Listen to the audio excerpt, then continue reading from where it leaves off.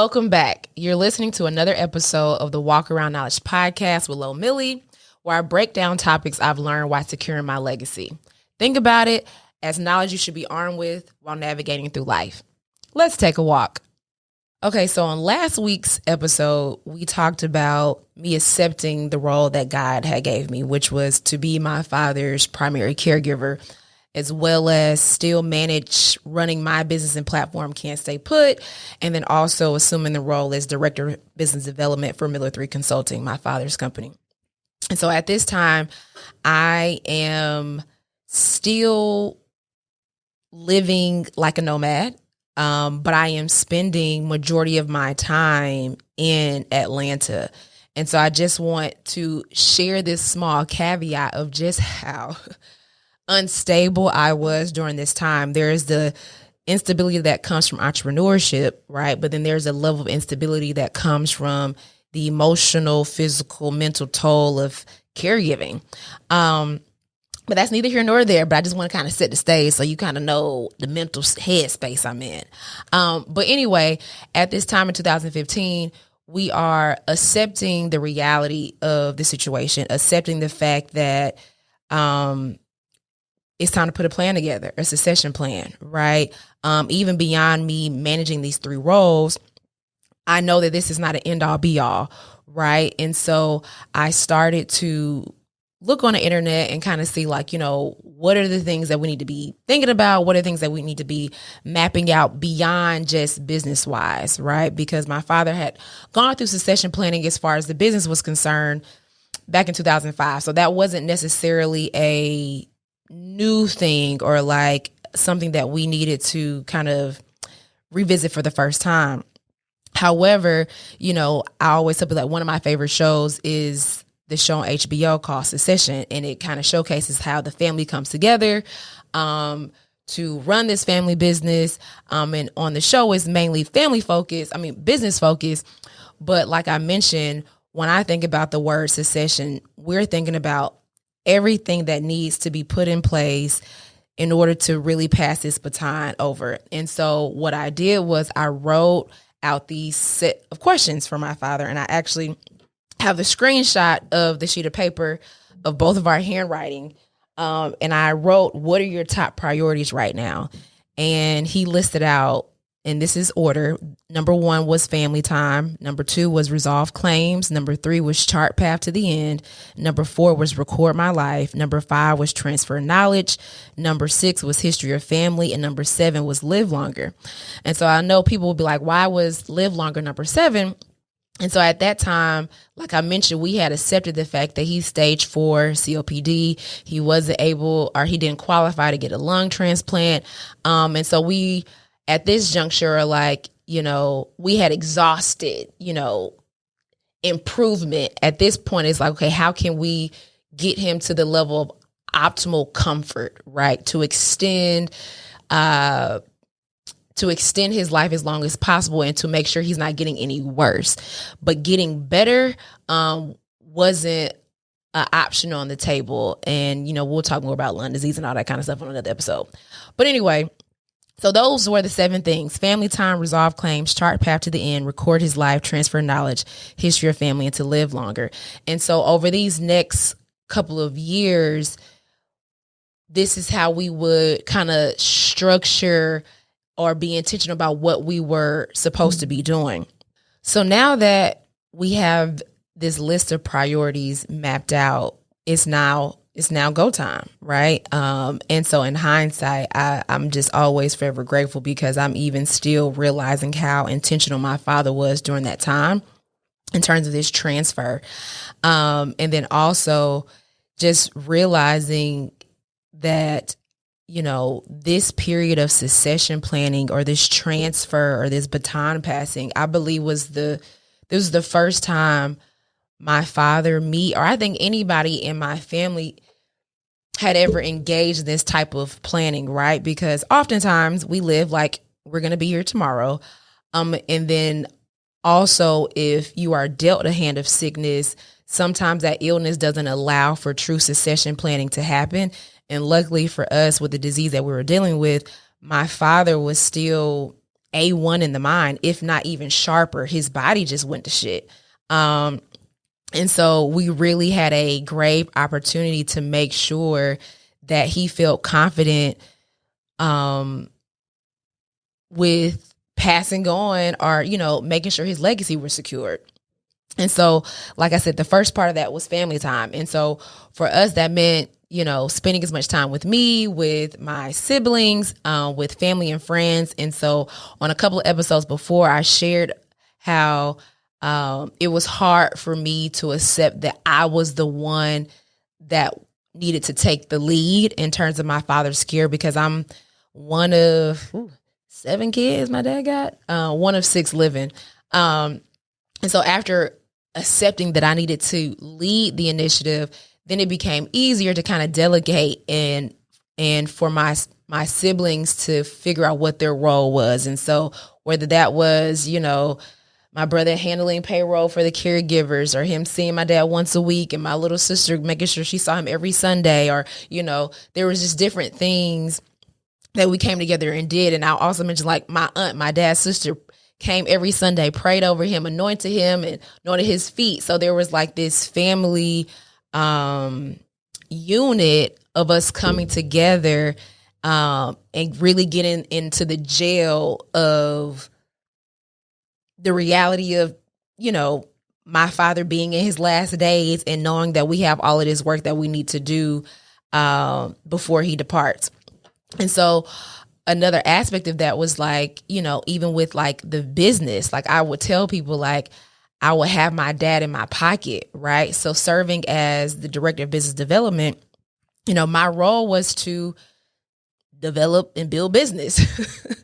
Pretty self-explanatory, but for me, that's, building relationships, going to conferences, replying, responding to RFPs, doing proposals. And so a lot of that was, when I'm going out to conferences, unfortunately, my father could no longer travel, right? And so the story was that, our CEO doesn't travel anymore. He's been the CEO for 30 plus years. And so I remember going to conferences or meeting people that I knew that my dad knew, or that I knew I needed to have a conversation with. And I would just text him, like, this is this person, he's this.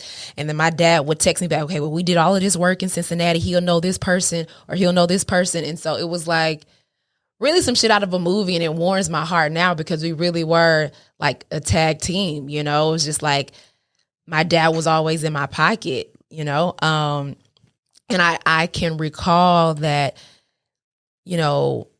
going through this process and learning from him and being an apprentice, I developed skills that allowed me to go back to my business and be like, okay, I can't do this like this no more. You know what I mean? Like, here I am learning from somebody who had been a businessman for 30 plus years. And I'm realizing now, even in my business and my platform, that I needed to make this transition from a founder to a CEO, which I'll talk a little bit more about a little bit later. But in hindsight, I'm realizing just how many skills that I have developed from going through this process, right? So that's just on the business front. And so on the health front, just learning how to advocate on somebody's behalf, right? I remember me and my, dad going and, to the countless doctor's appointments and dealing with, front office people, and how we have to talk to them and how we have to advocate for them. And, him telling me to tell them different stories. Like, if we have a doctor or a foreign doctor from different places, if it was a country that I had been to, like, including some of my storytelling as we're engaging with this doctor, because the reality is the more rapport you build, the better service and the better treatment you'll get. Doesn't make that shit right, but it is what it is. And so once people find out that, oh, you well traveled, oh, y'all college educated, oh, y'all business owners, like, oh, okay, then, the level of commitment to your care and what we need improved. And I will always tell people that my dad literally told everybody about Can't Stay Put. Everybody, every doctor, to the point of where I would be embarrassed, because if there was a computer in the doctor's office, he's like, go to www.can'tstayput.com. Bring it up right now so you can see my daughter. She does. I'm like, we are here for an hour. They need to see about your lungs. They need to see about your heart. These people don't give a shit about what I got going on. But my dad would tell me, he was like, I'm planting these seeds. They're going to care a little bit more and more about us. They're going to go and tell, their kids about you. They're going to go and tell their husband about you. And that's how you build relationships. It's not solely because, I want to take up all their time or I'm looking to embarrass you. This is how you collect people. This is how you win people over, such that there may be a time period a year from now, Lauren, or months from now, where we need for them to truly advocate on our behalf because there is, an issue that we're dealing with. And so these are the things that I'm learning, right? How, unfortunately within our community, we are taught, like, as kids, don't speak unless you're spoken to, or if it's grown folks' business, don't speak up. And so naturally you have to learn how to advocate for yourself around professionals, people that got all these letters, MD, JD, and all this shit behind their name, and you feel like you're not empowered to speak up. Nah, it ain't nobody on this earth that I don't feel like I can't say something to and advocate myself or anybody in my family to, because I went through that experience. And so, during this time, I would say, man, it's like the dream team daughter daddy duo. You know what I mean? Like, and I will also say the shit was definitely trying, because I think I mentioned this on a previous episode, that this level of intensity of time, right? This is just not your the time period where, I'm just hanging out with my parents. It's just like, no, there's sickness. There's intensity of, like, I'm young and I'm having to take on this role. There's a level of, like, the fact that he's a type A man and he wants to be able to live his life the way he wants to. And, he's frustrated, dealing with depression. So there's all of these emotions and things that are taking place. But there's just such immense love and compassion to the point where I started to take on a very keen sense of pride from playing that role of taking care of my dad. Is like, that was a part of my identity. You know what I mean? To the point where even on this side, years later, I've had to learn who I am outside of that, because I took so much pride in being like, anything that got to deal with my dad, you got to deal with me. Like, personal, private affairs, you got to deal with me. And so circling back to that question that I asked him, right? What are your top priorities right now? The second one being resolving claims, both personal, professional. And so there are things around business and things that we needed to settle up. But there are also, like, personal claims. Like, when you are close to the end, you reflect on your life. You reflect on the good, the bad, the ugly, if you have any regrets. And listen, I got on my daddy ass, okay? Because I want to make sure that man was going to heaven. And so there were many conversations about, his dealings with, his ex-wives or with his kids, or, with various different things that he may have taken for granted or didn't think about. And yes, that man was making phone calls and apologizing to folks. And I think it's just so funny, or I don't know if it's funny, but just ironic how, when you are in that situation, how your parent becomes a child and you become the parent. And it's just like, I really am having grown ass conversations with my dad about his behavior, about some of his, nigga shit behavior. And him dealing with it because I wanted God to bless him, But, that went into, like, these conversations. Like, it was a beautiful thing to reach that level of honesty, and talk about, things that he wished he could have done differently, or, how, for him, somebody being successful. And I tell my guy friends this all the time, like, he really treated women as they were disposable. And in the sense of, if you don't want to be here, if you don't want to deal with me, there'll be somebody else who will. You know what I mean? Not realizing that, years later, you sick, you single, you got your daughter coming back to take care of you when it should be your wife, the whole nine. We got into all them conversations. Okay.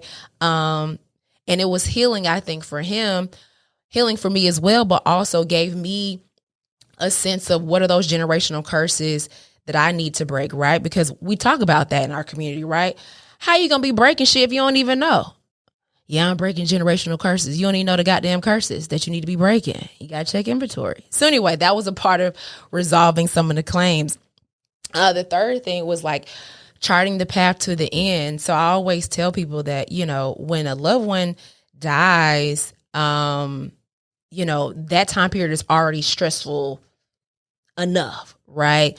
And so for my dad, he was like, I don't want anything to be a question for you guys, right? This is where I want to be, this is where I want my funeral to be. This is who I want to officiate. This is who I want to do my eulogy. This is where I want to be buried. This is the money. This is, all of that and everything that we needed to do to get that in order. Like, packing up his office and putting it into storage and doing all of those things that you normally would do on the back end that just makes that process so cumbersome. We did it so much far in advance because he would say, Lauren, like, I don't want you having to deal with this because I know a lot of this you're going to be dealing with by yourself. And it's just emotionally too much for you to be dealing with while also grieving me not being here. Another part of charting the path to the end was, as far as business was concerned, or as far as like, making plans for what he wanted to do with the business, what he wanted to do with the, family issues and things like that. And then the fourth thing was recording his life. So we got a tape recorder, recorded stories. I'll be the first to admit that we're almost 3 years from then. I still have yet to listen to anything on that tape recorder. I ain't there yet. I don't really know when I'm going to be there yet, but we recorded, stories from when he first met Nelson Mandela, going to the Million Man March, or how you collect people, or just his Millerisms, all of his wisdom that he wanted to make sure that I knew, my siblings knew, things that he wanted to be passed down to, the next generation. And, I'm just so grateful for that we had that time to do the recordings. And, I'm hoping that I'll be in a good headspace soon to listen, because I know there's just so much stuff on there that will bring me joy, even though it'll be sad. And I will also say that there's still shit I'm still learning to this day about this man. But I'm so grateful that we have those recordings. I remember telling him when we got it that, anytime, somebody comes over here, whether it's a business colleague or a friend, turn on the recorder. I would send reminders like, turn on the recorder. Because at this time, I was probably in Atlanta like at least every 7 days, because I'm still living this can't stay put nomad life. Because at this time, travel, my platform, the guy I'm dating is my escape. It's no longer like can't stay put on my platform was less work and my baby and more of like my escape. Because I was a shell of myself. I really was. Like, I was just recalling, like, at the beginning of 2016, I launched Travel Noir Experiences in Brazil. And in January of 2016, I think my father was going to his second month in the hospital, this particular hospital stint. After being on life support for, I think, 3 or 4 weeks. And for those of you that do or don't know about life support, when you are on life support, you have to be sedated a certain amount because you have this tube down your throat. And if you are fully aware, it's just too uncomfortable. So you are sedated, which means there's a part of your brain that's not active. And so, for all of December, I had spent Christmas in the hospital, the holidays. And so, I was contemplating, like, do you still make your commitment to launch this Travel Noir Experiences in Brazil, or do you stay back? And I was like, he's off of life support. He's not out of the dark, but it's no longer like critical condition. I was like, I'm going to go ahead and go to Brazil and launch these experiences. But at the same time, nobody really knew that I am leading this experience, doing this on this assignment. I was in Brazil for a month, but daily I'm talking to my dad's doctors, and because he had been sedated and on life support for 3 weeks, typically it takes a while for the brain to come back to be in your right mind after that. And for whatever reason, my dad just wasn't in his right mind for a while. And I remember the doctors calling me and being like, your dad refuses to take his medicine. He refuses to accept treatment. Like, we don't know what to do. You know what I mean? And I just remember telling him, like, don't give up on him. Don't give up on him. Like, don't give up on him. And I would talk to him over the phone like, Dad, I know you don't know what's going on, but everything's going to be okay. These people aren't here to harm you. They're here to help you. They're not here to harm you. They're here to help you. And I knew I was talking to a version of my dad that wasn't really him. But mind you, I'm still leading these group trips daily, right? In Brazil, in another country, no English being spoken. But at the same time, internally dealing with the weight that my father's in the ICU. He is not responding to medication, And so even as I think about this shit, as I'm telling y'all, I'm just like, damn, girl, like, what the fuck? Like, you were doing the most. Like, I just want to give that girl a hug. You know what I mean? Because that's fucking trauma. So the fifth thing on his list of priorities was the transfer of knowledge, right? Which I think is probably one of the biggest. The number 5 and number 6. So number 5 was transfer of knowledge. Number 6 was the history of family, which is kind of like hand in hand, right? And so I would say my father's transfer of knowledge is something that he'd been doing since I was a child, but now it's more intentional. So it's like, okay, these are the stories about, negotiation. This is a story about, how you deal with people that are moving funny. And so like, there are so many isms, if you will, that my father would pass on to me. And I remember going to him and being like, you've already told me this story. Like, you told me this story 3-4 times. Like, why you keep on telling me this story, right? Not realizing that he knew for a fact he'd already told me that story, right? But what he was doing was reiterating the lessons enough such that when he was no longer here physically, when that issue or an issue came up where that lesson would apply, his voice would automatically pop up in my mind. So there will not even be a question in terms of what his thought will be about this particular issue. And so in addition to that, like even in our text messages, like in our exchange of, how you approach certain things. Like I remember a lesson of like, when you catch somebody moving funny, like you don't say anything to them because what they'll do is they'll hide better the next time. And so what you do, you just watch them, right? And you see how they move such that, are they moving funny? Was that a one-time thing? Or was this something that they do all the time? Or, stories about how, you can't be afraid to make white people uncomfortable, or how you go about negotiating. Like I remember, even witnessing my father do this. And this is probably one of the biggest things was witnessing my father live in his purpose to the very end, to the point like I'm taking his computer, to the hospital. He's having conference calls. And, within that, the knowledge of, seeing how to negotiate.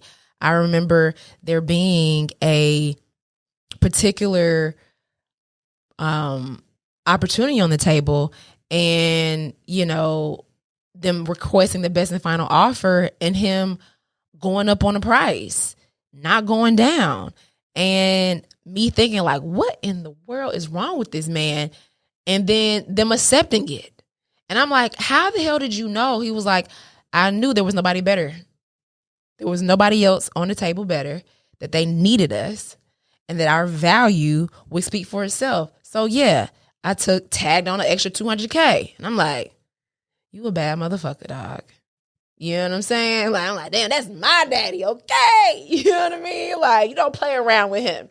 And so even with like the history of our family, and so like, I talk a lot about my family's, the farm and our history in agriculture. And so during this time, my father would have me take him down to the farm as often as we could.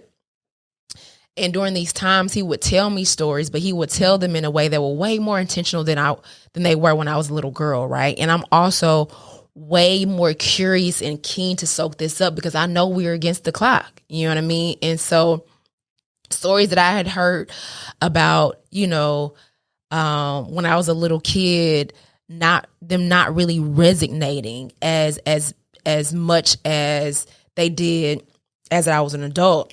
And I remember one story going down to the family farm, and on our times going down there, we had a routine where you stop in town and we would see the graves of our oldest ancestors in the town, right? And I remember, I think I was 27. I think this was the first time actually going to visit these graves with a certain level of intention. And my dad told me to go up to your great-great-grandmother's grave. And I went up, her name's Lucy Blocker. And he said, look at the date.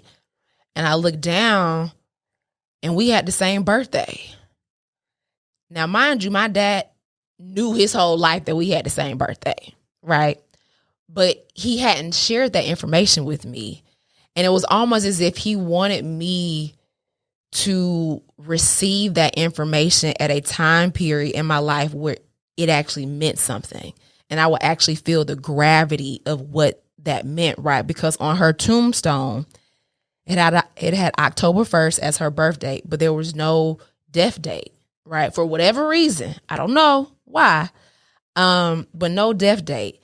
And so in that instance, like there was a wave of chills and emotions that came over me because it was like, Lauren, like you really are the walking, breathing manifestation of your ancestors. Like, look at here, your great grandmother was born on the same day as you, and there's no death day. She lives on through you. Okay. So like all of these like aha moments, learning about my family history, my father's connecting the dots, telling me the timeline. So I'm in awe, right? Because a lot of my family's history is Black history. And it's a privilege to be able to say that.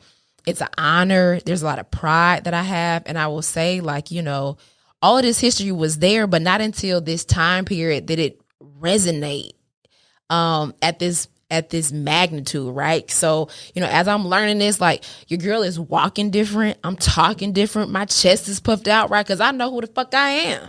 And that's a powerful thing, right? And I know looking back that was my father's intent, right? I was the child that because of the lifestyle that I had chose, and just because I was the one, I was chosen, that he needed to empower, he needed to pass on and build me up as much as possible because I was going to lead the way. You know what I mean? And I had the time to sit there and take this in, because let's be clear, there's a difference between having the last name and having the brand, as my auntie would say. You can have the last name all day, right? But do you have the Miller family brand? And that's what my father wanted to make sure I had the brand. I knew the principles. I knew how we go about presenting ourselves. Our lessons, like, you don't argue in front of your family. You don't argue with your family in front of people that aren't family. And y'all know what the hell I'm talking about when I say that. I'm gonna say that one more time, right? You don't argue with family in front of people that ain't your family. And so there are times, even in business, like if there were legal issues, my dad would be like, is there a way that we can handle this outside of court arbitration or mediation? Because I'm not taking my issues with my brother in front of a white judge. You know what I mean? So you can apply that to many different things. And so I saw him live out these principles. I saw him, practice them and, weave them into my family history, or telling me like, after the Great Depression, my ancestors would bury our money under the ground on our farm because you couldn't trust the fucking banks because they would steal, right? Or just understanding that every time that I'm walking down those dirt roads on the Miller farm, that these are the same dirt roads that my father walked on, the same dirt roads that my grandfather walked on, the same dirt roads that his mom walked on, and her dad, like, generations back, and that this place is for you to seek refuge and to seek power and energy to build yourself up. I haven't gone down to the family farm since I was a child, but I will tell you, not until this time period did it mean much, much, much more. And so that's another reason why now on this side, I'm such an advocate for this intentional time spending with your kids or with other people that come from a different generation. Because I will tell you, we were blessed to get 4 years to do this. Everybody don't get 4 years. Most people don't. So yeah, like this intimate time period of learning from my father, caring for him, even to the point of where like having to bathe him, is like a level of intimacy. And of course, a lot of people use intimacy as we talk about like, relationships, like male and female relationships. But there is a level of intimacy that I experience father-daughter from that time period that's just so precious and pure and heartwarming, that I hold very dear to my heart. Because I will tell you guys, as hard as it was to care for him, to mentally go through that, I am honored. I am absolutely honored that God chose me for this job, because I got to feel and experience the love of a parent and a father. I got to experience a parent's last fight for their kids. This succession planning, the securing his legacy, all of that was done for us, for me and my siblings. So to see him fight through disease, to see him fight through the suffering, to see him fight through not being able to breathe, to see him fight through, all of the hospital visits, to see him fight through constantly getting IVs, like picking, like, how often do you give blood? Imagine having to get picked daily to the point where they can't even find no more veins. You know what I mean? Like, and that's a regular occurrence. Fighting through all of that, right? To make sure that when you leave here, things are secured. Listen, one of the greatest gifts my dad could have ever given me and my siblings. One of the greatest gifts. One, we have the legacy, but two, just the process, right? The going through the process. And so even though I come from a very rich legacy, a very rich history, like I mentioned, one of the things that was a first was this experience. I believe this was the first time within my family that somebody from one generation and somebody from another generation took years of time to make sure that the baton was passed properly, to make sure that their wishes were known, to make sure that, my dad planted so many seeds of opportunity such that they would manifest in my lifetime, such that he would feel secure knowing that financially we'll be okay, right? Because he knew that I would figure out a way.